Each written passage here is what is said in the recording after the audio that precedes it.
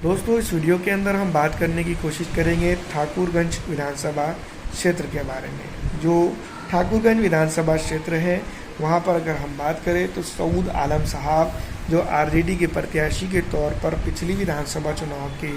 दौरान जीत दर्ज करने में कामयाब हुए थे। किशनगंज के जो है तो ठाकुरगंज के अंदर अगर बात करें तो ऑल इंडिया मजलिस इत्तेहादुल मुस्लिमीन के सामने काफ़ी बड़ी चुनौतियां ज़रूर रही हैं, लेकिन इस विधानसभा क्षेत्र के ऊपर जो तो ठाकुरगंज के अंदर अगर बात की जाए तो काफ़ी हद तक के बहुत बड़ा पिछला चुनाव का समर रहा। जो 53वीं विधानसभा क्षेत्र इस ज़िले के अंदर आती हैं, जिसने अपना एक बड़ा योगदान जीत दिया है।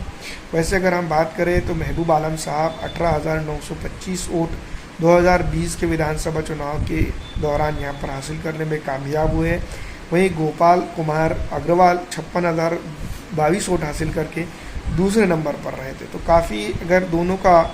ये अंतर मिला दिया जाता, नौशाद आलम साहब जेडीयू के थे, उन्होंने भी 22,082 वोट हासिल किए थे। तो कहीं ना कहीं इस बात को समझते हुए आरजेडी ने जनता दल यूनाइटेड से ये तो सीट हासिल कर ही ली थी, लेकिन इस इलाके के अंदर अब जो है तो चुनावी जो सीमाकरण बनेगा या फिर जो भी चीज़ें होंगी ठाकुरगंज विधानसभा क्षेत्र के ऊपर, तो काफ़ी दिलचस्प और काफ़ी जो है तो सराहनीय भी हो सकती है, क्योंकि इस इलाके के ऊपर जो बड़ा उलटफेर करने वाली पॉलिटिकल पार्टी जिसको हम कह सकते हैं, वो ऑल इंडिया मजलिस इत्तेहादुल मुस्लिमीन को ही देखा और समझा जा रहा है। तो फिलहाल जिस तरह के हालात इस इलाके के अंदर हैं और ठाकुरगंज के अंदर जिस तरह का जो पकड़ है, ऑल इंडिया मजलिस इत्तेहादुल मुस्लिमीन के फेवर में जाएगा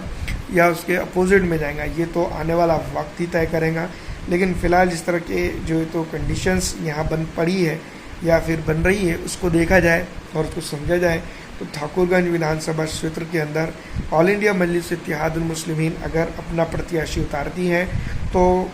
टक्कर की बात तो छोड़िए, काफ़ी अच्छा मुकाबला देखने को मिलेगा। लेकिन इस इलाके के अंदर, इस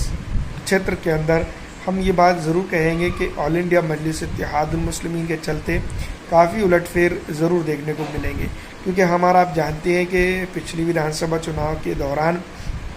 जितने वोटों का लगभग मार्जिन था, उतने ही वोटों से लगभग जो है तो तकरीबन मान लीजिएगा जिसको हम यूँ कह सकते हैं कि इंडिपेंडेंट उम्मीदवार पीछे रहे थे। यहाँ पर सबसे इम्पॉर्टेंट चीज़ ये रही कि अगर जेडीयू चुनावी मैदान में नहीं रहता तो पिछली विधानसभा चुनाव के दौरान सऊद आलम साहब इस विधानसभा क्षेत्र के ऊपर जीत नहीं दर्ज कर सकते थे। तो ये भी कहीं ना कहीं सोचने की और समझने की ज़रूरत है। इस बार जनता काफ़ी कुछ सोच समझ के वोटिंग करेगी, उम्मीद तो यही है।